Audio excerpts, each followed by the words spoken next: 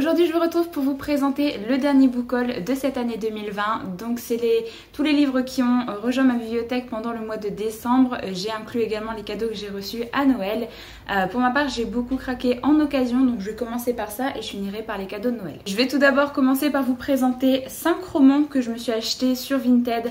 Alors à cause du compte, alors je sais plus si c'est l'encre et la magie ou l'encre de la magie, si j'y pense je vous mettrai son lien Insta en barre d'infos.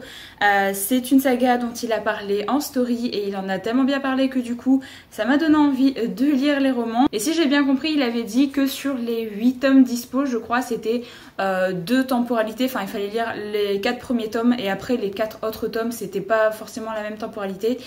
Quelque chose comme ça, et du coup j'ai trouvé sur Vinted les 5 premiers tomes. Je me suis dit que c'était plutôt une affaire parce que j'ai payé moins de 10 € pour les 5 tomes, sachant qu'il y en a qui ne sont plus édités et qui coûtent un bras quand vous les achetez à l'unité. Du coup j'ai pris la saga Les Seigneurs des Runes. Alors toutes les couvertures se ressemblent et c'est des livres qui ont un peu vécu, la tranche est un peu cassée mais bon c'est pas très grave. Donc le premier c'est La douleur de la terre, donc ça présente comme ça. Et en fait c'est un univers de fantasy où apparemment il y a un système de magie assez particulier où certains nobles peuvent s'approprier les dons d'autres hommes comme l'intelligence, la force, la vue ou l'odorat. Et les plus puissants sont appelés les Seigneurs des Runes et en contrepartie ils s'engagent à assurer la subsistance de leurs dédiés et de leur famille. Et nous on va suivre un seigneur loup qui s'est également octroyé les dons de certains animaux et rêve de prendre le pouvoir absolu sur le royaume. Je sais pas en fait, c'est surtout à cause de son avis que j'ai craqué sur cette saga parce que c'est une saga qui date un petit peu. Donc le premier tome est bleu, le deuxième est jaune. Ça me rappelle vraiment les anciennes sagas où vous aviez toujours la même couverture et en fait c'est la couleur qui change. Donc c'est La Confrérie des Loups. Le tome 3, Les Entrailles du Mal. Le tome 4, La Salle des Ossements. Et le tome 5, Les Fils du Chêne. Donc voilà, c'est quasiment toujours la même couverture avec la petite statue qui tient l'épée. Mais bon, c'est pas très grave, je suis très contente d'avoir trouvé les débuts de cette saga parce que franchement, ça m'a hypé vraiment beaucoup son avis, donc j'ai hâte de commencer le premier tome. Ensuite, c'est 2 romans que j'ai trouvés à ma bouquinerie. Le premier, c'est un thriller que je vous ai présenté dans une de mes vidéos challenge pour l'année 2021 parce que c'est un thriller que j'avais très envie de découvrir. C'est Miséricorde de Jussi Adler-Olsen, qui est du coup le premier tome de la grande saga Les Enquêtes du département V. Je vous avoue que j'ai pas envie de lire la 4e parce que c'est un thriller et j'ai pas envie de savoir de quoi ça parle. De toute façon, je compte le lire assez vite parce que c'est un thriller qui me tente vraiment bien. Il est pas si gros que ça, il fait 500 pages pour un thriller. Ça se lit plutôt bien, donc je suis plutôt contente de l'avoir trouvé en occasion et j'espère que ça va me plaire parce que j'ai vraiment entendu de très bons avis sur toute cette saga. Et l'autre titre que j'ai pris à ma bouquinerie, c'est un très vieux livre de science-fiction que je n'ai jamais lu, j'ai même jamais vu le film et du coup je me suis dit que ce serait plutôt sympathique de commencer avec le livre. Il fait 220 pages. C'est Le 5e élément, donc c'est un roman de Terry Bisson et c'est d'après le scénario donc de Luc Besson, tout ça, donc les personnes qui ont fait le film. Je suis plutôt curieuse de voir un petit peu ce que ça peut donner. Après je vous avoue que je l'ai eu je crois à 1 € donc voilà, je comptais pas forcément me l'acheter, mais quand j'ai vu ça, je me suis dit que ça pouvait être sympa parce que tout ce qui est science-fiction, j'ai très envie de le découvrir. Après, j'ai un peu peur que ce soit, je sais pas, en fait, quand c'est issu d'un film, j'ai un peu peur en fait de lire le roman après, mais on verra ce que ça donne. Je continue toujours dans les achats d'occasion et là, j'ai réussi à trouver un livre de poche qui me tentait depuis vraiment très longtemps. C'est parce que je souhaite découvrir l'auteur de plus en plus. J'ai envie vraiment de découvrir tout ce qu'il a pu faire. Et vous m'avez énormément conseillé ce livre, donc forcément j'allais finir par l'acheter. Et là je l'ai trouvé en occasion, je crois que c'était sur Momox. Il est en état vraiment nickel. C'est La ménagerie de papier de Ken Liu, donc, qui a été publié chez les éditions Folio SF.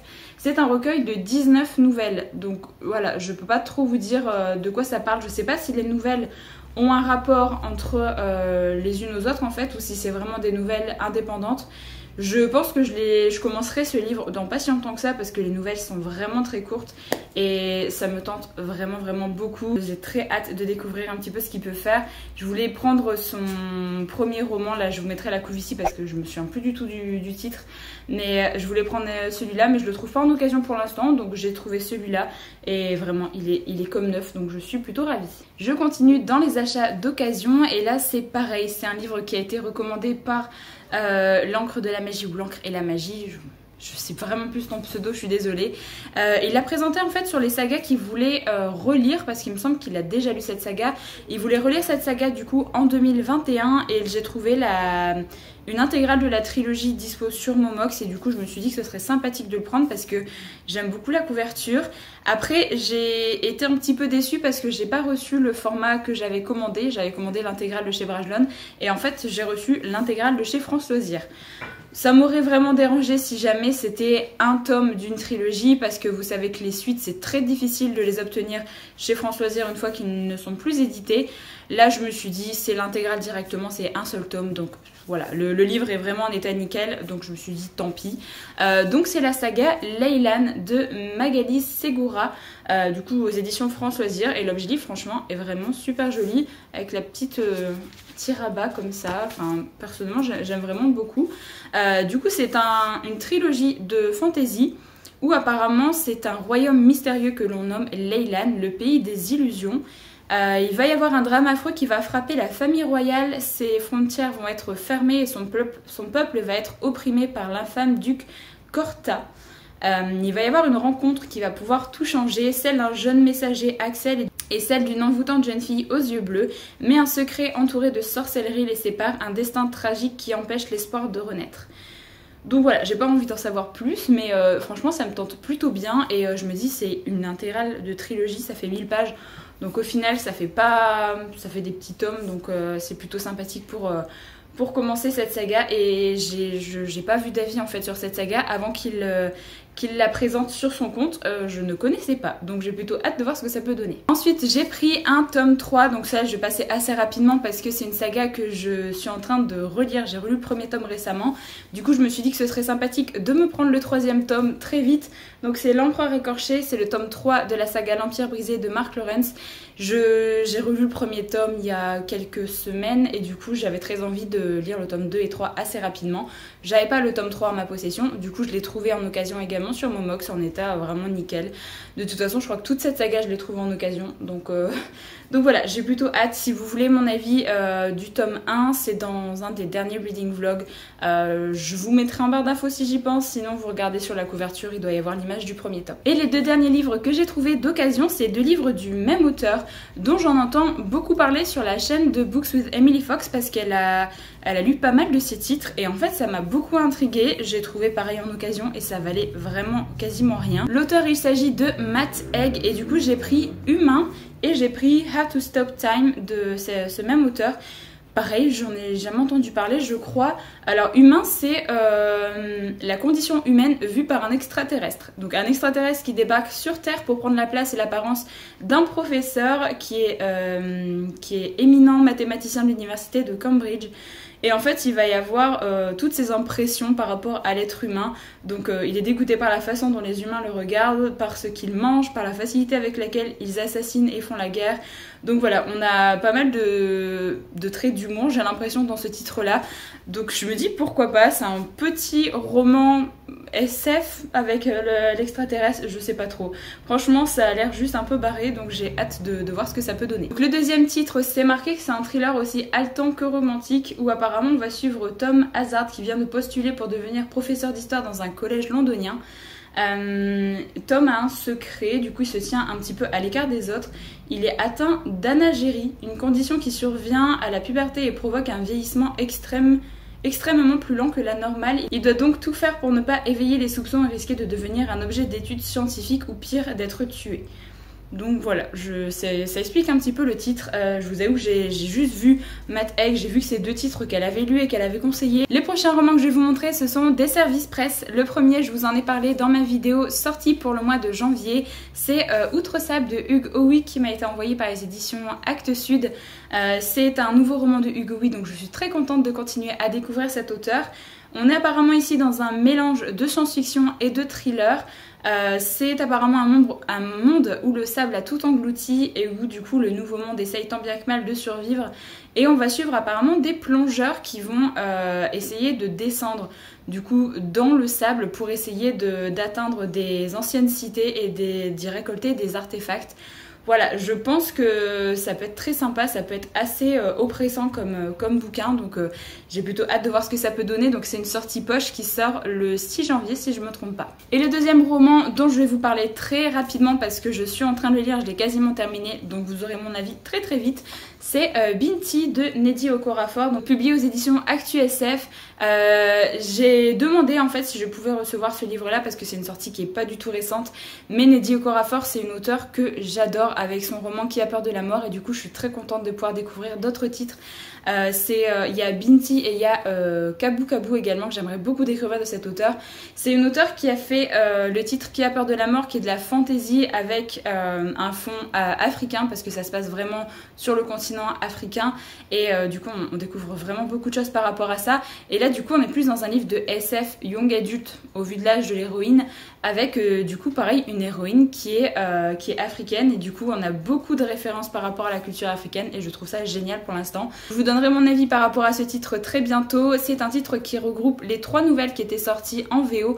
Donc vous avez Binti, vous avez Feu Sacré et vous avez Le Retour. Donc voilà, c'est plutôt sympathique d'avoir un livre qui regroupe 3 nouvelles.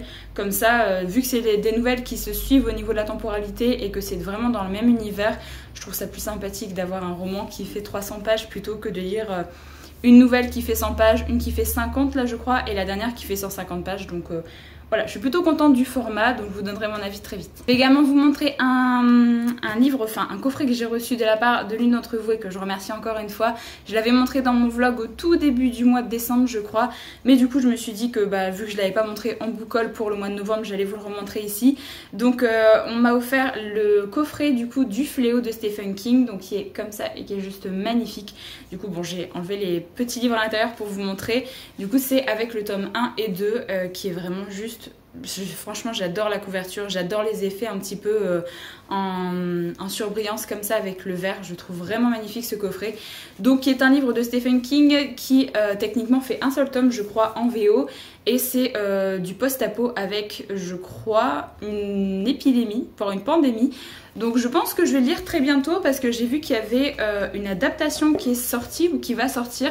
Donc je me dis que ça peut être très cool de voir l'adaptation dans pas si longtemps que ça. Donc je suis très très contente. Donc encore merci à toi. Je passe ensuite à des achats que j'ai fait neufs. Donc c'est le tome 6 de La Roue du Temps. Donc avec la partie 1 et la partie 2. Je continue tranquillement cette saga. J'avais pas forcément prévu de continuer assez rapidement, et au final j'ai commencé la première partie, là j'en suis vraiment à la fin, donc il me reste plus que 50 pages je crois pour terminer la première partie. J'ai vraiment eu une très bonne surprise là par rapport à cette première partie, parce que les quelques derniers tomes que j'ai lus, la première partie était très lente, très longue. J'avais vraiment du mal à réaccrocher à chaque fois à ce début de nouveau tome. Et là, en fait, c'est pas le cas. Il se passe pas mal de choses. On avance déjà bien là dans cette première partie. Donc, j'ai plutôt hâte de finir un petit peu ce tome 6. J'avance tranquillement. Là, il me reste également le tome 7 qui est déjà paru en français. Donc, j'essaye de rattraper un petit peu mon retard par rapport aux parutions françaises. Mais vu que c'est vraiment toujours des briquettes, ça prend toujours du temps. Et l'autre titre que j'ai pris du coup en format neuf, c'est Hyperion de Dan Simmons, qui est du coup techniquement une première intégrale, si je dis pas de bêtises, c'est le volume 1. C'est un roman que je vous ai présenté également dans ma vidéo challenge pour 2021, parce que c'est un roman que je veux découvrir l'année prochaine, et un auteur surtout que je veux découvrir. Ici on est donc dans un livre de science-fiction adulte, où apparemment Hyperion, qui est une planète qui est située aux confins de l'hégémonie, je ne sais pas trop, erre une terrifiante créature à la fois adulée et crainte par les hommes, le Gritch. Dans la mystérieuse vallée des tombeaux du temps, il attend son heure. À la veille d'une guerre apocalyptique, 7 pèlerins sont envoyés sur Hyperion. Leur mission, empêcher la réouverture des tombeaux. Donc voilà, je me dis que ça peut être très cool. J'ai vraiment entendu d'excellents avis sur Hyperion. Sur la suite, je vous avoue que j'ai pas forcément vu d'avis, mais en tout cas là sur ce premier volume, j'ai entendu vraiment de très très bons avis, donc j'ai plutôt hâte de voir ce que ça peut donner. Je passe maintenant à mes cadeaux de Noël. Je vais commencer par 2 graphiques que j'ai reçus. Je suis vraiment ravie parce que c'est une suite et un one shot, si je dis pas de bêtises. Je crois pas que ce soit un tome 1 qui me faisait vraiment très très envie. Donc la suite, c'est le tome 4 de la saga The Wicked plus The Divine, donc de Gillian McKelvey Wilson Cowles. J'aime beaucoup cette saga. C'est une saga qui est vraiment très coloré au niveau des dessins et j'essaierai de vous insérer un petit peu des images du premier tome plutôt pour pas vous spoiler. Du coup dans cette saga il y a une sorte de divinité qui se réincarne tous les quelques années, je ne sais plus combien de temps exactement, et du coup ils font beaucoup parler d'eux, ils ont des pouvoirs et enfin c'est vraiment très très bien. Moi j'aime beaucoup, je sais que c'est pas forcément une saga qui est aimée de tout le monde parce que ça part un petit peu dans tous les sens, mais moi j'ai vraiment accroché et j'aime beaucoup les dessins. C'est vraiment les dessins qui m'ont attiré le regard, déjà la couverture. Enfin toutes les couvertures de cette saga je les trouve vraiment magnifiques. Et le deuxième graphique que j'ai reçu c'est Arline. Je suis super ravie, donc c'est de Stjepan Sejic. Je suis désolée, mais le prénom, il y a trop de consonnes d'un coup là. Donc voilà. Pareil, c'est un roman que j'ai vu beaucoup passer sur plein de comptes Insta surtout. C'est une héroïne que j'adore. J'adore Harley Quinn. C'est un de mes persos préférés de toute façon chez DC. J'ai déjà lu ses comics qui lui sont dédiés. J'ai déjà lu également les Suicide Squad où elle apparaît dedans. Enfin vraiment j'ai déjà pas mal de comics sur ce perso. Et je crois c'est mon perso préféré même avant le Joker dans la saga DC Comics. Donc j'ai super hâte. Je trouve la couverture magnifique. Il est vraiment gigantesque par contre. Et c'est un très gros bébé parce qu'il fait 224 pages de comics. Donc je suis ravie. J'espère vraiment que l'intérieur sera aussi bien que l'extérieur parce que clairement je pense qu'il va pas durer très très longtemps dans ma page. Je pense que je vais le lire assez vite. Ensuite j'ai reçu la suite d'une saga que j'ai commencé là au mois de décembre si j'ai pas de bêtises. J'ai complètement adoré le premier tome et du coup j'ai reçu la suite. Voilà, donc j'ai reçu du tome 4 au tome 9 des Aventuriers de la Mer. Donc c'est techniquement le tome 2 avec le tome 4, 5, 6 et le tome 3 avec les tomes 7, 8, 9. Donc je suis ravie. Je vais peut-être pas vous montrer toutes les couvertures, mais c'est vraiment toutes les couvertures blanches comme j'ai pour l'Assassin Royal également. Donc je suis vraiment ravie. J'ai adoré le premier tome. J'espère vraiment que la suite va me plaire tout autant parce que vraiment le premier tome m'a embarqué. J'ai beaucoup aimé les personnages. Certains non, mais ils m'ont fait vraiment ressentir beaucoup d'émotions, donc j'ai hâte de les voir évoluer quand même. Donc plutôt hâte de continuer cette saga et au moins j'ai pas d'excuses pour terminer la trilogie assez rapidement. Je continue donc avec les cadeaux de Noël et là j'ai reçu les mémoires de Zeus de Maurice Druon, donc publié chez édition Brajlon dans la même édition que les Salauds Gentilshommes, si vous voyez de quoi je parle, avec vraiment les couvertures un petit peu cartonnées comme ça et j'aime beaucoup l'effet que ça donne dans la bibliothèque. Donc ici on va suivre les mémoires de Zeus. Voilà, j'avais entendu de bons avis en fait sur ce titre. C'est un titre qui a été réédité parce qu'il date il y a pas mal d'années déjà. Je suis très curieuse parce que Maurice Druon c'est un auteur que j'avais très envie de découvrir puisque c'est l'auteur de Les Rois Maudits qui, je crois, c'est la saga qui a inspiré George Martin pour du coup le Trône de Fer. Et du coup je me disais que ça pouvait être très sympathique de découvrir un petit peu son style d'écriture avec un petit roman. Parce que Les Rois Maudits c'est une grosse saga, des grosses briquettes. Donc je me dis pourquoi pas découvrir là tranquillement avec un livre sur Zeus. J'aime beaucoup les mythologies grecques donc j'ai plutôt hâte de lire ça. Donc je vous en parlerai très bientôt parce que vraiment il me tente énormément et il fait que 400 pages donc je pense que ça va se lire assez vite. J'ai également reçu le premier tome de la saga Le Fléau des Rois de Jenn Lyons, donc publié également chez les éditions Brajlon. Je suis très contente de pouvoir commencer cette saga, c'est une saga qui me tentait énormément. Si vous me suivez depuis un moment, vous savez mon dilemme avec ce titre parce que je suis pas fan de cette couverture, vraiment. Je trouve ça super salissant. Alors oui, le titre il est en surbrillance, mais c'est tout quoi. Donc vraiment, je trouve vraiment le livre pas fini, même dans la bibliothèque, je suis vraiment pas fan. Donc je savais pas si j'allais me le prendre en anglais, mais du coup c'est de la fantasy qui a l'air assez compliquée et du coup pour la lire en anglais, j'aurais mis vraiment 15 plombes pour lire ce titre, surtout que c'est une trilogie où les prochains tomes sont aussi balèzes. Là quand vous voyez le nombre de pages, j'aurais mis vraiment beaucoup de temps à lire ça en anglais. Du coup c'est une saga de fantasy adulte où j'ai l'impression qu'on va avoir une histoire qui est racontée parce que là on nous dit que c'est dans une geôle isolée. Un homme et une démone se racontent une histoire, celle d'un fils de ménestrel devenu malgré lui l'héritier d'un prince, celle d'un garçon qui a défié un démon sanguinaire, charmé un dragon par son chant, fait d'un ordre secret d'assassins sa famille et échappé au magicien le plus puissant. je pense qu'on va découvrir un petit peu la destinée d'une personne au fur et à mesure de ce récit. Donc j'ai plutôt hâte de voir ce que ça peut donner. J'ai vu quand même de bons avis sur ce titre. Par contre c'est écrit minuscule, vraiment. Donc ça va me prendre pas mal de temps de lecture. Je pense pas que je vais le sortir directement de ma palle. Je pense que j'attendrai peut-être d'avoir la sortie du tome 2 très bientôt. Comme ça j'essaierai de le lire avant. Donc j'essaierai de regarder un petit peu quand est-ce que Brajlon compte publier le tome 2 là cette année. Et je suis très contente quand même de l'avoir dans ma palle. J'ai reçu le tome 2 d'une saga que je n'ai toujours pas commencé, mais que je compte vraiment commencer et bien avancer en 2021. Et c'est un parpaing. Vraiment c'est un gros parpaing. C'est le tome 2 du livre des martyrs. Donc c'est les portes de la maison des morts de Steven Erikson. Donc publié aux éditions Léa, pardon. À chaque fois je vais dire Léna, donc c'est Léa. Bon je suis désolée, j'ai pas dit toutes les maisons d'édition je crois, mais bon tant pis. Voilà, c'est une énorme briquette. Vraiment le truc il fait quasiment 900 pages.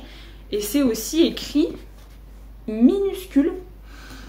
Donc bref, c'est une saga que j'ai très hâte de commencer. Et en fait, je savais pas, mais quand vous mettez tous les dos comme ça, j'ai l'impression que ça va faire une fresque comme ça dans la bibliothèque. C'est plutôt sympa. Je vais chercher le premier tome pour vous montrer. Parce que du coup, là, je suis allée chercher le premier tome et j'ai vraiment l'impression que c'est une fresque qui va continuer comme ça avec des dessins tout du long. Donc je trouve ça vraiment sympa. Je sais qu'on faisait beaucoup ça avant avec les livres de fantasy et bah, on n'en fait plus. Alors que je trouve ça vraiment super cool dans la bibliothèque. Donc voilà, vous voyez la différence de taille. Et il me semble qu'il y a un tome qui est encore plus gros que le tome 2. Donc ça va prendre beaucoup de place dans la bibliothèque, mais après c'est une saga, j'ai vraiment entendu beaucoup de bien, surtout sur des chaînes anglophones. On change un petit peu de la fantasy adulte, là on passe à de la fantasy young adult, c'est un titre qui est sorti il y a pas mal de temps. Et le tome 2 est déjà sorti, si je dis pas de bêtises. C'est L'envol du phénix. Donc le premier tome sort de sang de Nikki Popretto. Donc qui a été publié chez les éditions Lumen. C'est pareil, c'est une grosse briquette. C'est un roman de fantasy young adulte. Apparemment, avant dans ce monde-là, on pouvait chevaucher les phénix, mais maintenant c'est puni de peine de mort. Et du coup, on va suivre deux sœurs. J'ai l'impression qu'ils vont trouver des œufs de phénix et qui sont sur le point de d'éclore. J'en sais pas plus, j'ai pas envie de lire trop le résumé de chez Lumen parce que comme vous savez les résumés sont très longs. C'est une saga dont j'ai entendu vraiment beaucoup de bien. C'est une des sagas de fantasy young adult qui est parue assez récemment qui me tente le plus.